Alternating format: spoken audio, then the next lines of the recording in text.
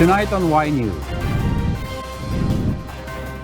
Malacañang downplays the possible effects if the Philippines cuts its diplomatic ties with Iceland after it initiated a resolution seeking to probe the Philippine government's campaign against drugs. Malacañang distances itself from the impeachment threat against Vice President Leni Robredo over her remarks supporting the United Nations resolution seeking to review the administration's drug war. Surigao del Sur local government prepares aid for residents heavily affected by a magnitude 5.5 earthquake that struck on Saturday. Rainy weather to prevail in many parts of the country due to the effects of the southwest monsoon and tropical depression Falcon. And BMPI talents take center stage for This Is the Time concert series. Good evening. Malacañang does not regard Iceland's resolution on the human rights situation in the Philippines legally binding. For the palace, Iceland's resolution is an attack to our sovereignty. Rosalie Cos explains why. Rodrigo Duterte's administration is willing to entertain the United Nations Human Rights Council or any country if they will formally communicate with the Philippine government about the anti-drug war of the Duterte administration. This statement comes after Iceland filed a resolution last week before the UNHRC on the human rights situation in the Philippines, with 18 of the body's 47 members supporting the proposal. But the palace emphasizes it is not open if a country will investigate, listen, and believe the critics of the Duterte administration. Malacañang also does not regard the Iceland resolution legally binding. They have to believe what this government tells them, because this government doesn't lie. The palace also reveals that President Duterte is considering many possibilities as to its relations with Iceland. One of this, according to Malacañang, is cutting ties between the Philippines and the Nordic island nation, which is up to the chief executive. Presidential spokesperson Salvador Panelo said Iceland's resolution can be regarded as an attack to our sovereignty. This is also the opinion of Secretary Panelo about the 17 countries which supported the Iceland resolution. Pag ang isang bansa ay nagpapahayag ng mga posisyon na makakasira sa ating kasarinlan o sovereignty, kailangan talagang putulin natin ang relasyon natin sa kanila. Kung wala silang gagawin, siraan lang tayo ng siraan sa mga kalakaran na hindi naman batay sa tunay na pangyayari dito sa ating bayan. However, the palace clarifies they are considering all factors, especially the welfare of the overseas Filipino workers in the countries that back Iceland's resolution. The palace added it is also up to the president to decide on whether the Philippines would withdraw from the UNHRC after it adopted the Iceland resolution. Rosalie Cos, UNTV News and Rescue, Malacañang. Some senators say they are not inclined to support the Philippines' withdrawal from the United Nations Human Rights Council. The hinted withdrawal came after the UNHRC adopted Iceland's resolution calling for the investigation into the human rights situation in the country. Nel Maribuhok will tell us why. Department of Foreign Affairs Secretary Teodoro Locsin Jr. hinted a possible withdrawal of the country from the United Nations Human Rights Council or UNHRC. In a Twitter post, the Secretary pointed out that there is no Philippine embassy in Iceland, nor does Iceland have one in Manila. Iceland took the United States' place after it withdrew from the UNHRC, and Locsin thinks the Philippines must follow what America did. This statement of the DFA comes after the UN human rights body adopted the Iceland resolution calling for the investigation into the human rights situation in the country in connection with the war on drugs of the Duterte administration. According to Senator Panfilo Lacson, the country has been withdrawing from different UN bodies. We do not know, he said, as a developing country, we may need the help of the UN sooner or later. Senator Francis Pangilinan also expressed disapproval of the idea. The senator says there will come a time that we'll have to explain to the international community or in Filipino citizens the reasons behind the killings under the government's war on drugs. But Senate President Vicente Sotto III is supportive of the DFA Secretary on the issue. I will not be surprised if Secretary Locsin will follow suit, considering the way they were all of a sudden handling a resolution from Iceland and not even getting a majority of the members of those present in the quorum, and saying that it is a UNHRC resolution. They should review their rules. Also, Senator Sotto does not see any negative repercussions if the country withdraw from the UN human rights body and even from the United Nations itself. As a matter of fact, baka gusto niyang buuin pati United Nations na mismo. It's up to the DFA because last year we paid the UN $8.2 million mandatory contribution. We will be saving the country $445 million a year if we detach ourselves from the UN. Nel Maribuhok, UNTV News and Rescue, Pasay City. Malacañang lets their proponent to pursue the proposal to file an impeachment complaint against Vice President VP Robredo. It is Presidential Anti-Corruption Commission Commissioner Manuelito Luna who said that the Vice President can be impeached because of her support to the adoption of the United Nations Human Rights Council to investigate on the anti-drug war of the Duterte administration. Luna said this can be regarded as betrayal of public trust. However, the palace expresses doubt about it. If gross ignorance is the ground for impeachment, is that the ground under the Constitution? But I will let the advocate pursue that line. There are as many opinions as there are lawyers. Supreme Court will be the ultimate, the impeachment court will be the ultimate decider of that legal issue.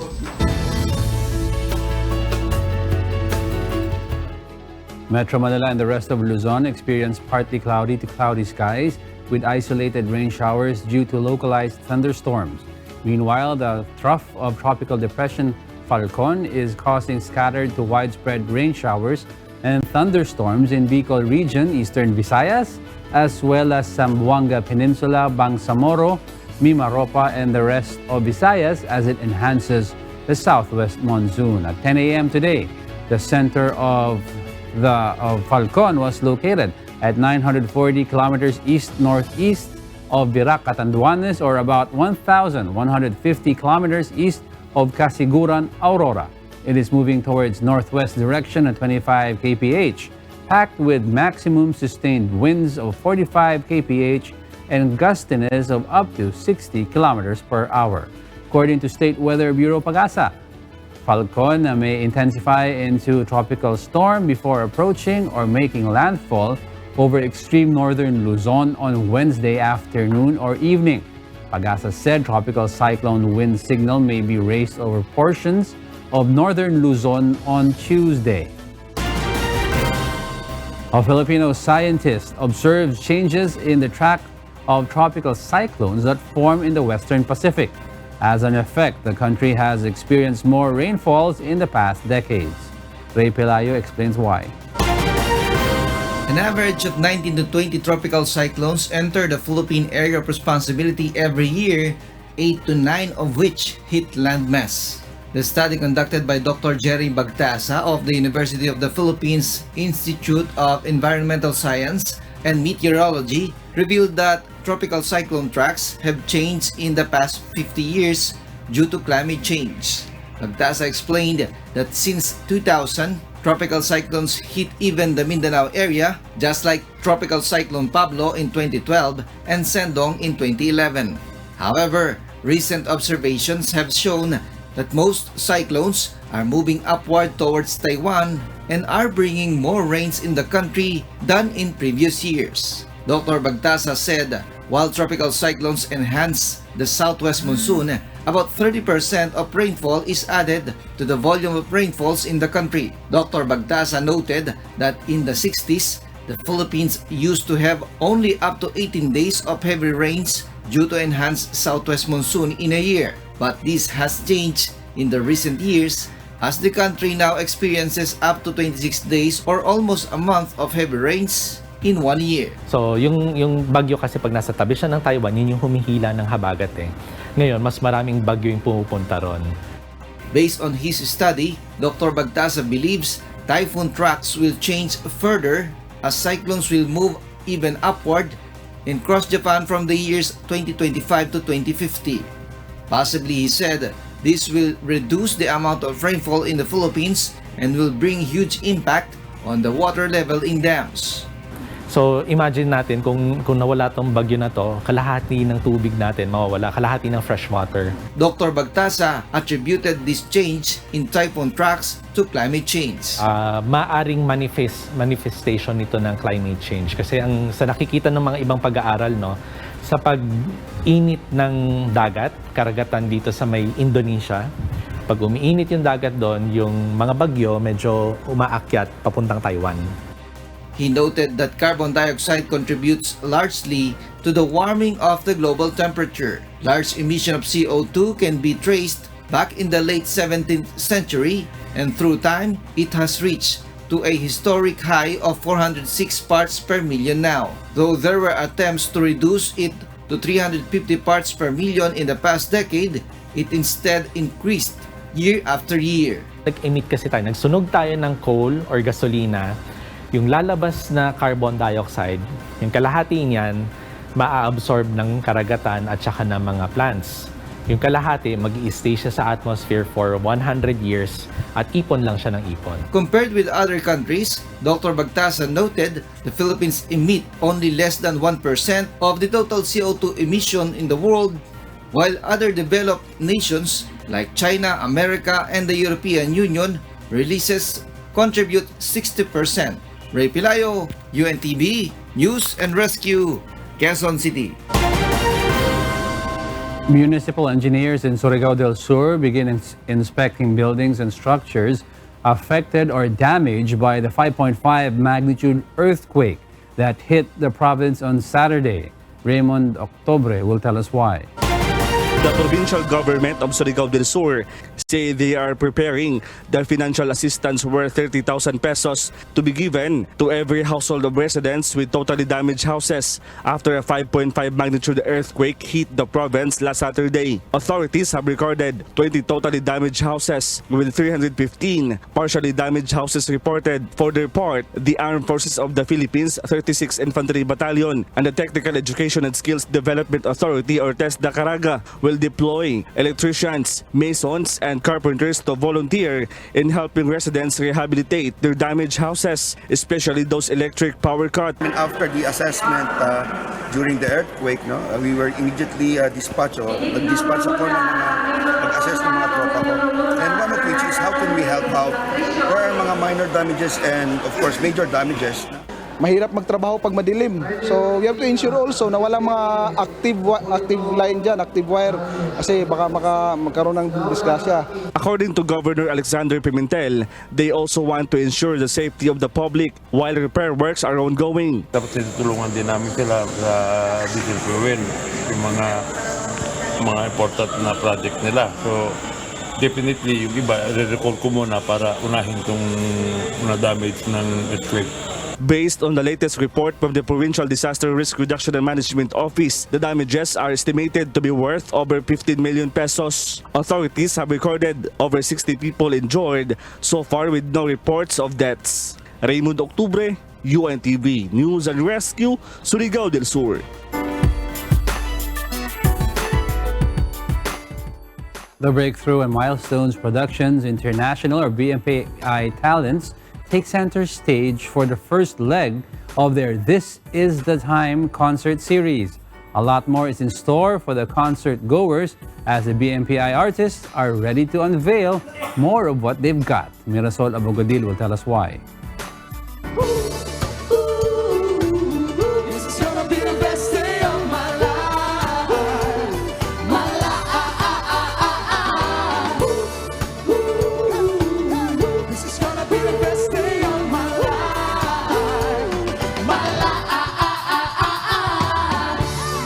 night of songs and entertainment.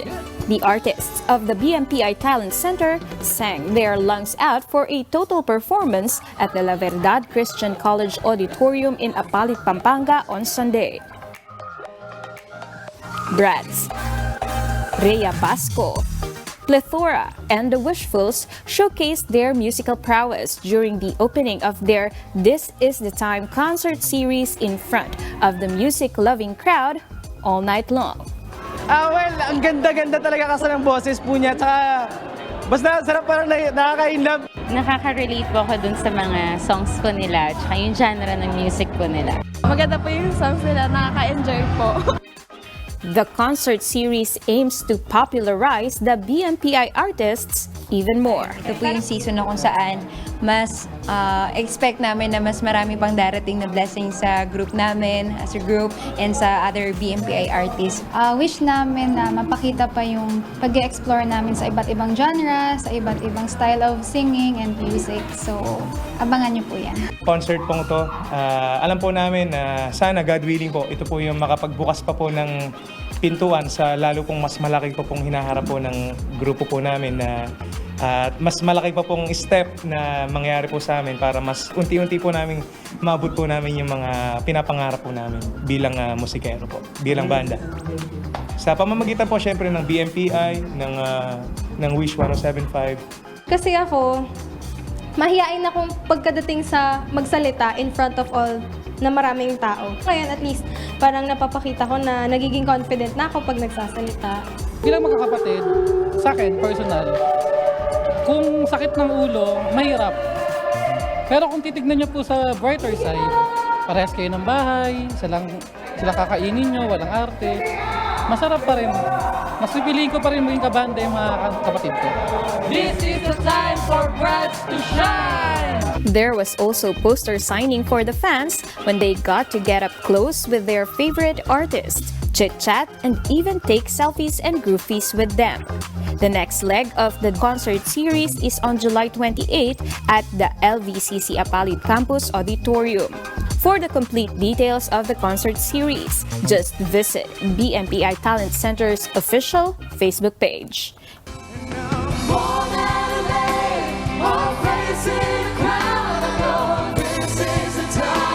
Mirasol Abugadi, UNTV, News and Rescue. Good evening. The Department of Health expects that there will be a peak in dengue cases this year. This is a natural phenomenon which happens every year, according to health officials. Aiko Miguel tells us why.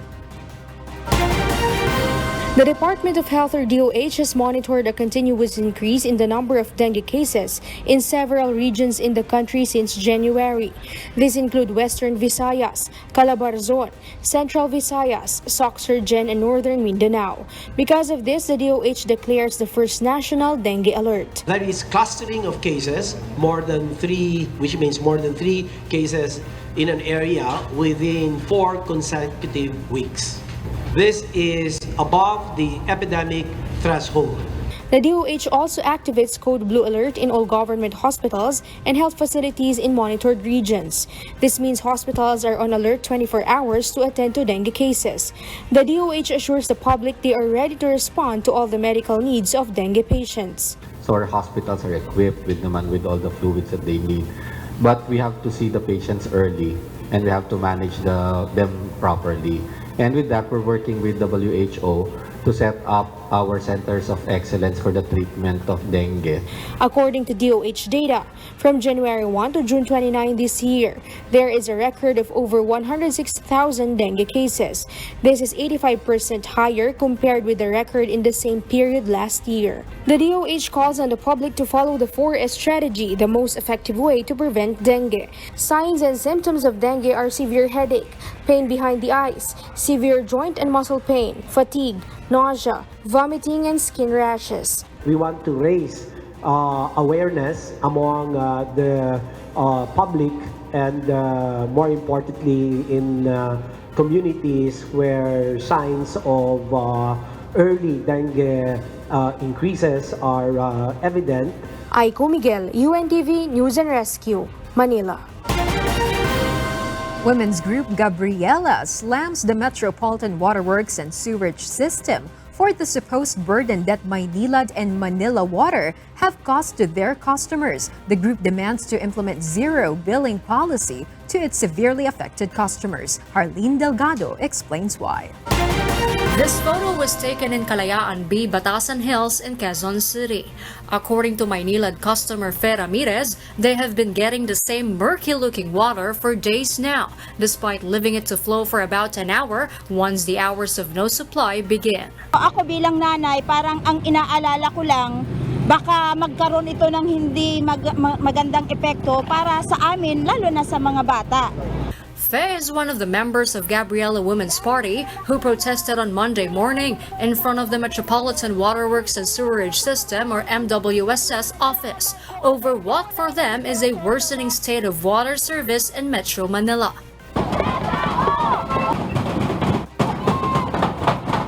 They also complain of the incompetence of water concessionaires Maynilad and Manila Water. The group demands the implementation of zero billing policy on those who are severely affected by the series of water service interruptions.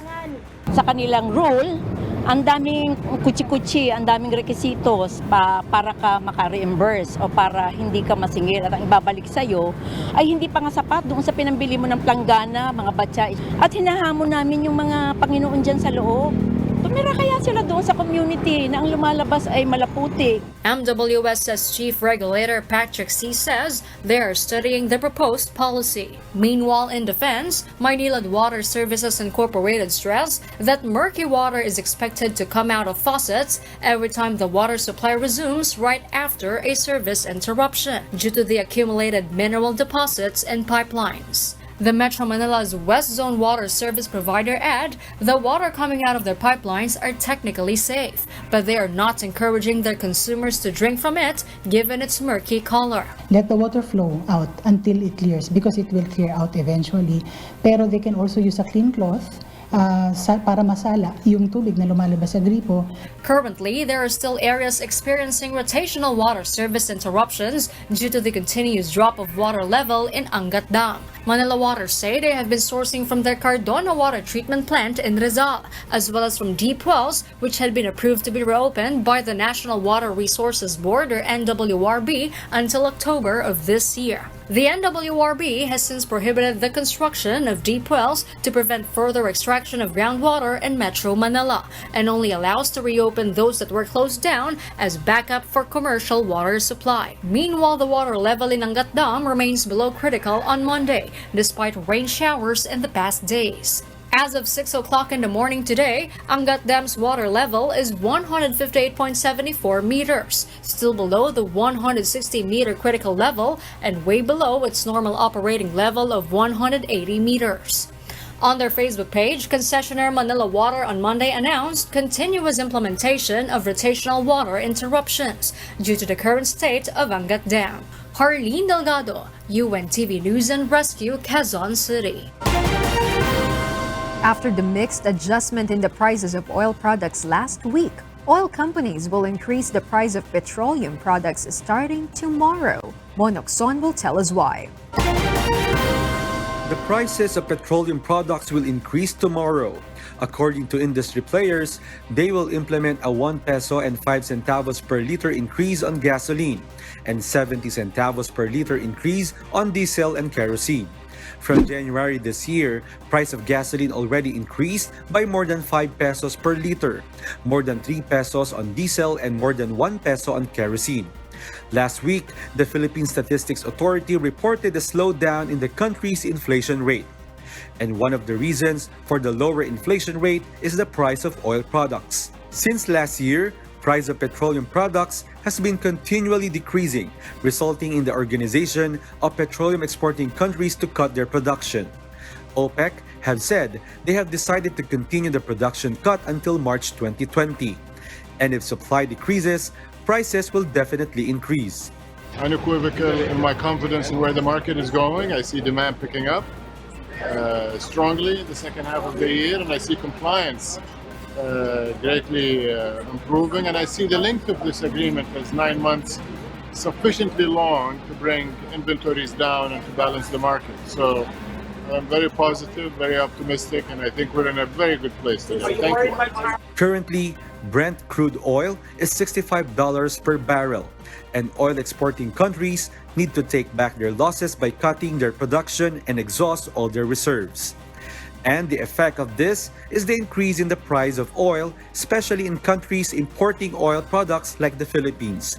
Meanwhile, the Department of Energy will still continue to implement the oil unbundling circular after the temporary restraining order of the court lapses. The oil unbundling circular is an order from the Energy Department, which obliges oil companies to disclose how they set the price of petroleum products. Mon Hokson, UNTV News and Rescue, Quezon City. Transport groups hold transport strike today against the implementation of the Public Utility Vehicle Modernization Program. Joan Nano tells us why. Several jeepney drivers and operators from transport groups ACTO and Piston opted not to travel today and instead held a transport strike. Alliance of Concerned Transport Organizations or ACTO and Pinagkaisang Samahan ng mga tsuper at operator nationwide or Piston are protesting the government's Public Utility Vehicle or PUV modernization program. According to ACTO National President Efren de Luna, they are not in favor of several regulations of the program, citing that operators and drivers are obliged to establish and join a cooperative to organize and unite all the operators in a specific route. De Luna accuses the government of requiring them to purchase modern jeepneys only from the car manufacturers that the government has a deal with.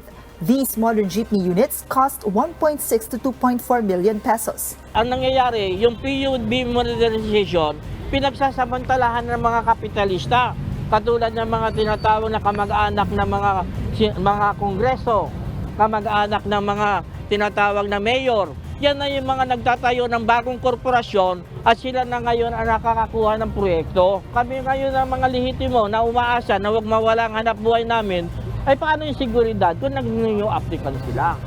The group has earlier presented a modern jeepney unit that they have assembled that is only less than 1 million pesos.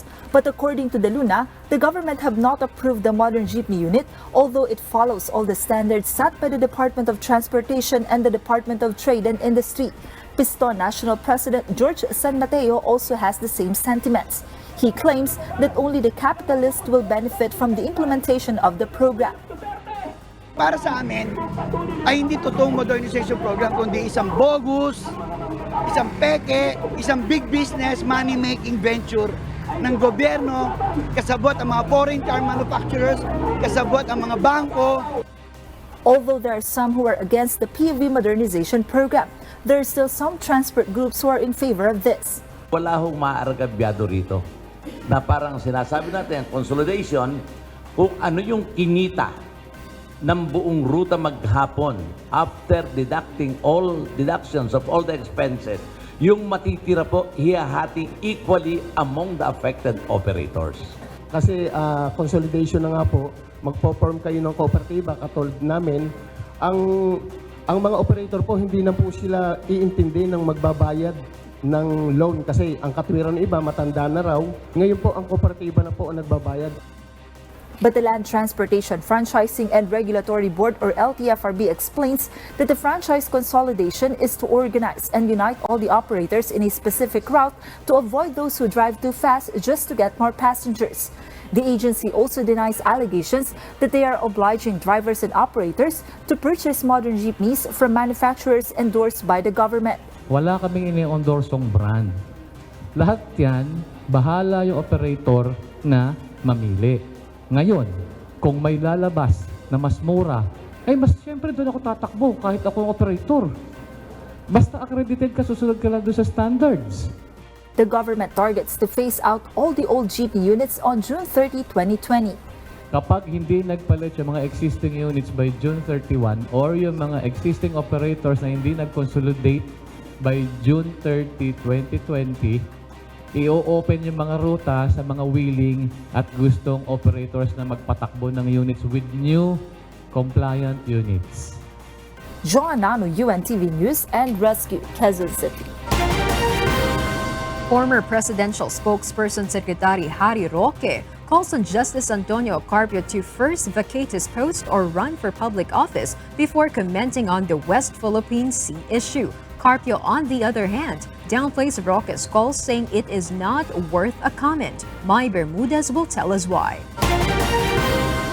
Former presidential spokesperson Secretary Harry Roque has a point-by-point rebuttal to Associate Justice Antonio Carpio's stance on the West Philippine Sea issue.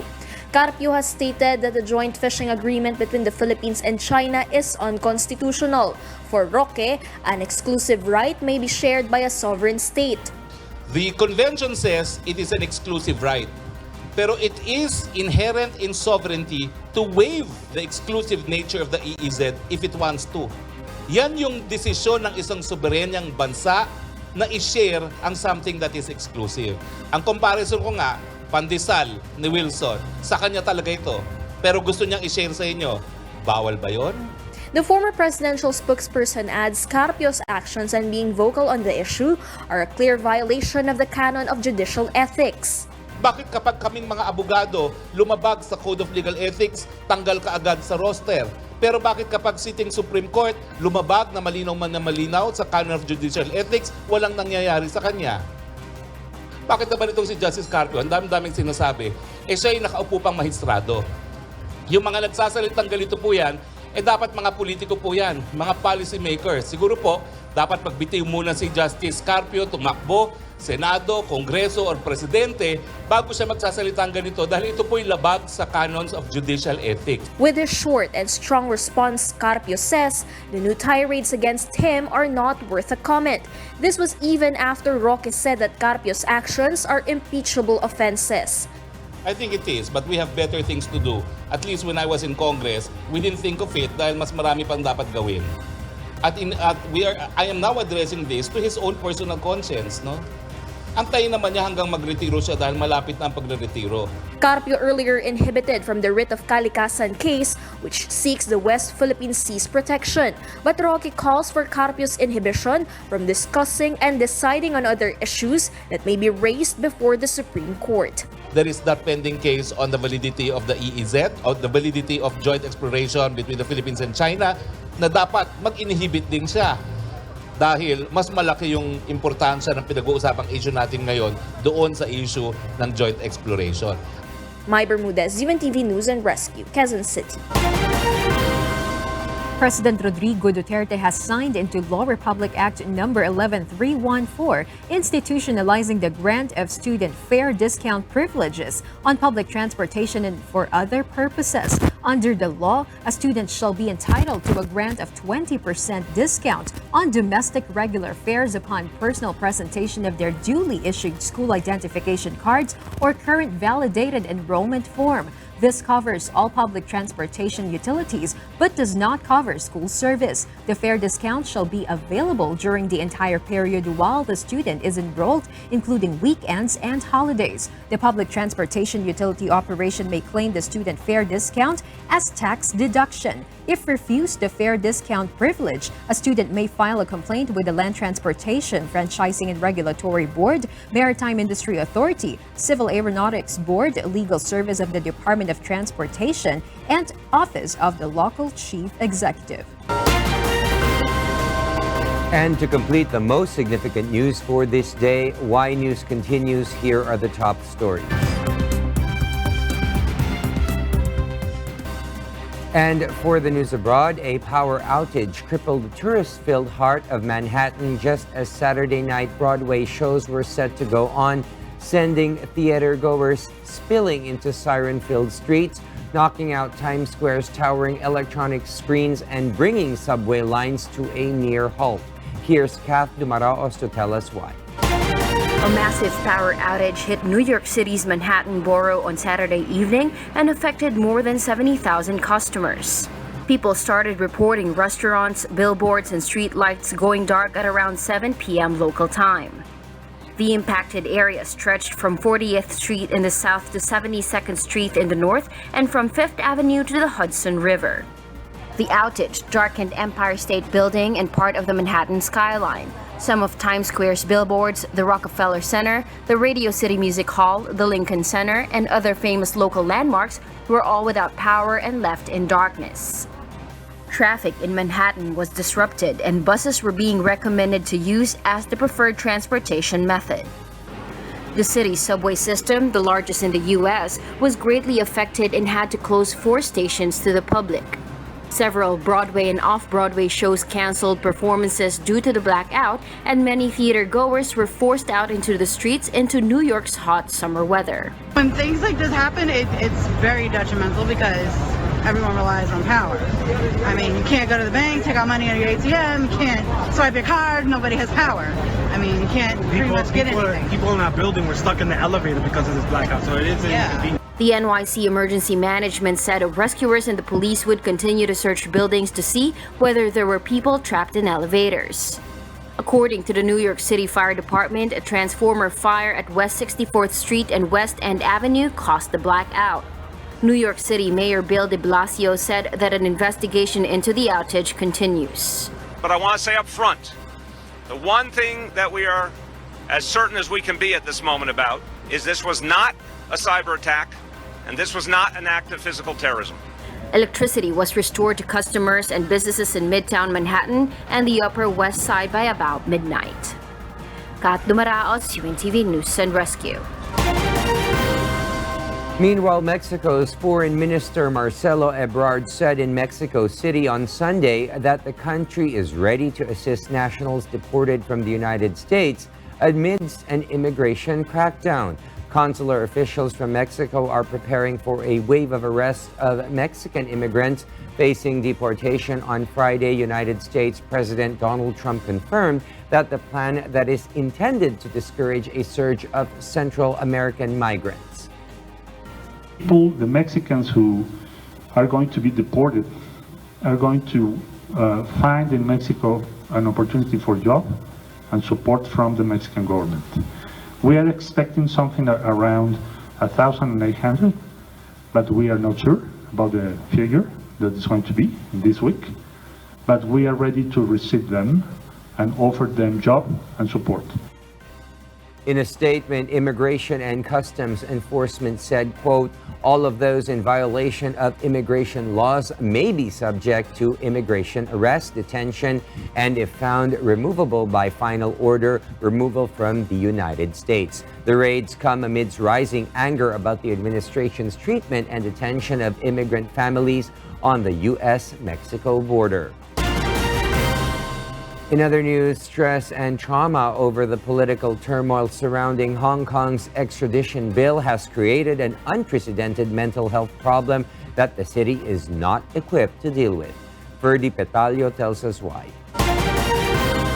Thousands of people assembled in Hong Kong on Thursday, laying sunflowers and white lilies at the memorial site for Marco Leung, a 35-year-old man who fell to his death after unfurling banners against the now suspended legislation that would have let people be sent to mainland China for trial. People of all ages attended the outdoor service for Leung at the public playground, where volunteers offered tissues to mourners and counseling experts stood by to provide advice. Mourners at the scene said they were saddened and unsettled by Leung's passing and the political standoff. There's certainly been a feeling of doom and gloom. People are feeling that no matter what they do, it doesn't quite matter to the government. Hong Kong's youth have been at the forefront of the city's biggest and most violent protest in decades, with police firing rubber bullets and tear gas in chaotic scenes that grab global headlines. Anger and frustrations over the controversial extradition bill and the government's handling of it have pushed many to desperation. The deaths of 4 young people have been linked to frustrations with the legislation, while messages from at least 3 others have triggered emergency responses and led many to worry about copycat effect. Discussion of mental health issues can carry a stigma in some sectors of Hong Kong society. Experts say young people are particularly vulnerable because of the stresses of everyday life in a city with cramped housing and high academic pressure. The protesters that involved in the movement, definitely they are affected, and at the same time we also see that people who have some pre-existing mental health conditions may also be affected by the social atmosphere and also the scene that they watch the news and then they witness some of the violence that happened. Red Cross have provided volunteer counseling services at several memorials held in recent weeks around the city, including the one held for Marco Lur. Ferdy Petalio, UNTV News and Rescue, Hong Kong. The launch of India's second lunar mission has been halted less than an hour before the scheduled blastoff due to a technical problem. The countdown stopped 56 minutes before the launch. Plan was observed in launch vehicle system at T-2 as a measure of abundant precaution. Chandrayaan-2 launch has been called off for today. Revised launch date will be announced later. The satellite had been scheduled for launch at 2:51 local time on Monday from Sriharikota Space Station on India's eastern coast. A new launch date will follow soon.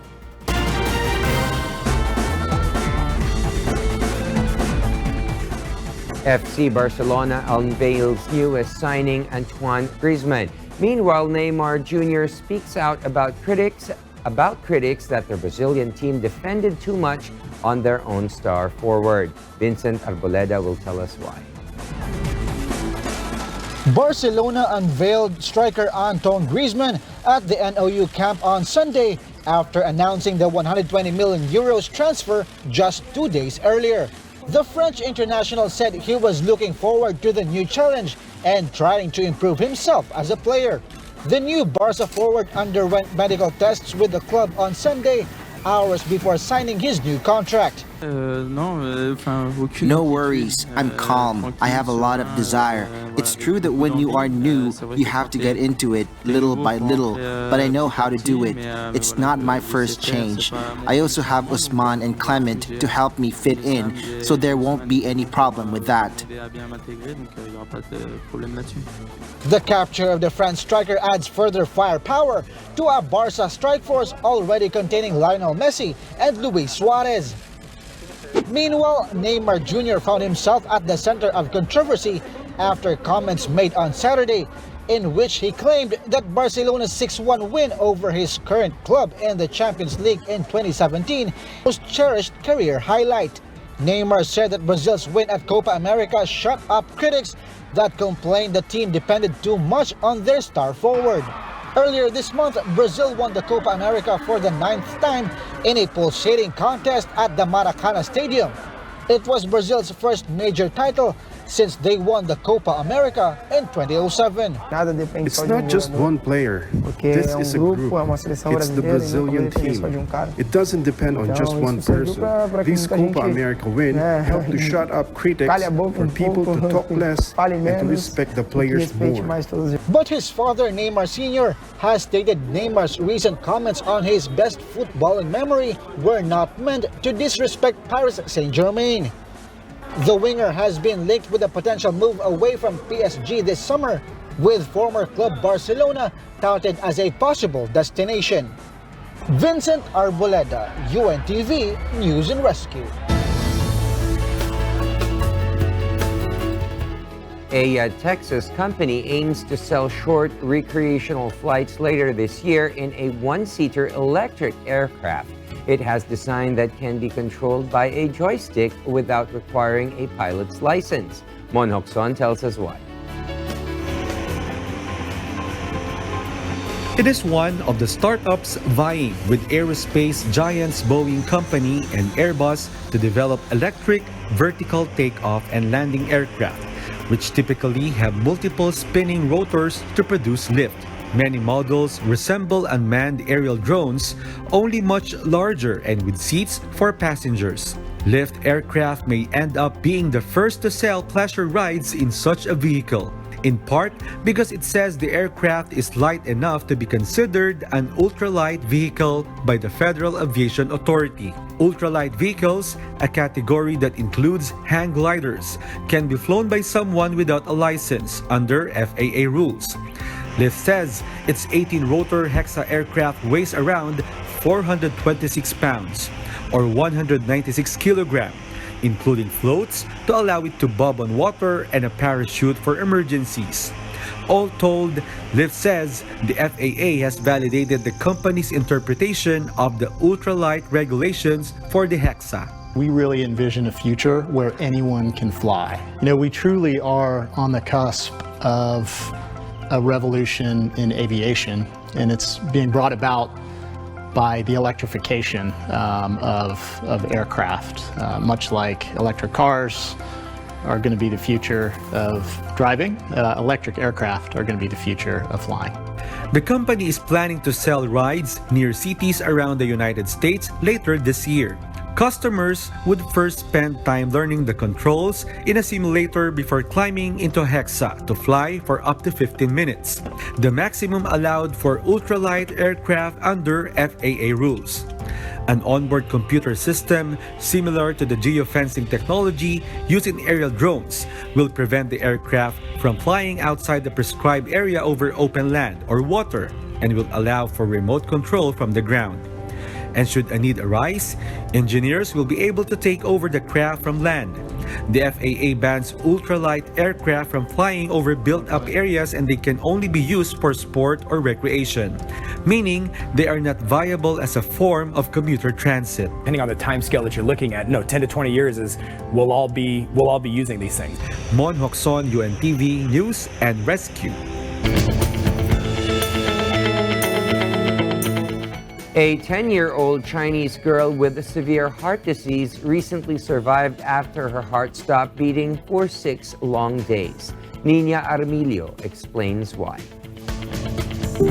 A girl named Shishi received a heart transplant on June 3 at the Shanghai Children's Medical Center after her own heart failed. According to the hospital, the young patient showed symptoms of chest tightness, shortness of breath, vomiting, and low fever on May 27, and an electrocardiogram confirmed acute carditis or inflammation of the heart. The girl's condition deteriorated rapidly, prompting the doctors to adopt a technique known as extracorporeal membrane oxygenation or ECMO to maintain her blood circulation and oxygen supply. The extracorporeal life-supporting technique is to function as a second set of heart and lungs for her.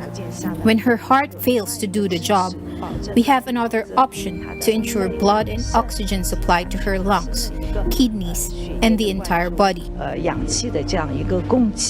Just as the doctors breathed a sigh of relief over her recovery, the girl's heart stopped beating. Fortunately, the doctors were able to find a match in Tianjin through the China Organ Transplant Response System on June 2, 5 days after the girl's heart stopped beating.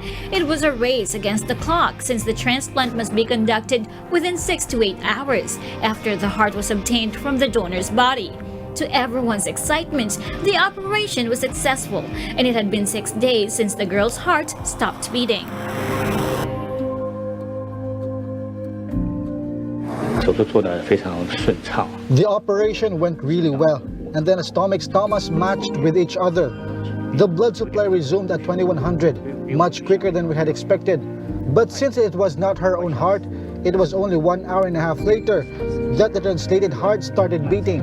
All of us were extremely excited at the moment.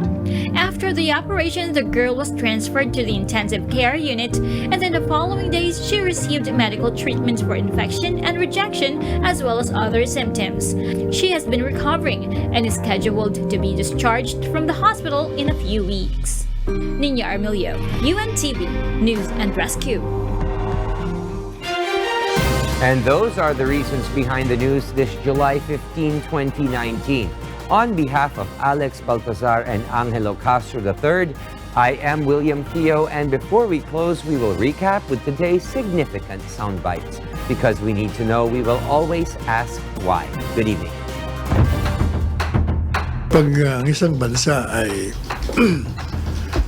nagpapahayag ng mga posisyon na makakasira sa ating kasarinlan o sovereignty, kailangan talagang putulin natin ang relasyon natin sa kanila Kung wala silang gagawin, siraan lang tayo ng siraan.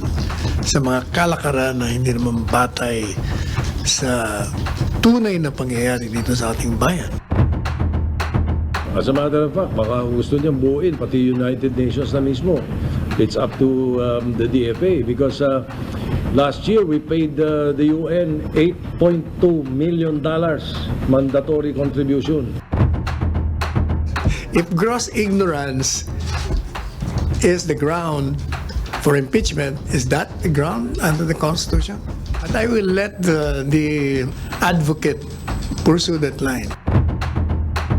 So our hospitals are equipped with all the fluids that they need.